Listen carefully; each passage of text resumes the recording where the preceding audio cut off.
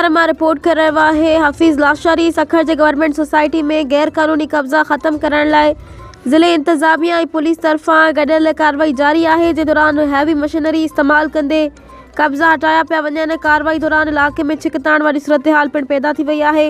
उन मौके ते असिस्टेंट कमिश्नर वसीम मेहर मीडिया से ॻाल्हाईंदे चयो त सिंध हाई कोर्ट सखर के वाज़े हुकुमनि ते अमल दरामद कयो पियो वञे ऐं गैर कानूनी कब्जा कंहिं बि सूरत में बर्दाश्त न कया वेंदा। हिन ॿुधायो त कब्ज़नि वारी जगह ते सर्विस रोड ठाहिण जा पिण हुकुम ॾिना विया आहिनि जे इलाके में ट्रैफिक और शहरी सहूलियतुनि खे बहितर बणाए सघिजे। रहवासियुनि जो चवणु हो त असल कब्जा कंदड़नि खे छॾे संदन घर डाहे छॾिया विया आहिनि जेको सरासर नाइंसाफ़ी है।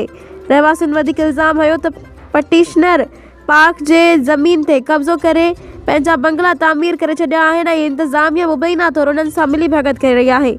एहतजाज कंदड़नि चयो त जेकॾहिं इंसाफ़ न मिलियो त हू वधीक सख़्त एहतजाज करण ते मजबूर थींदा।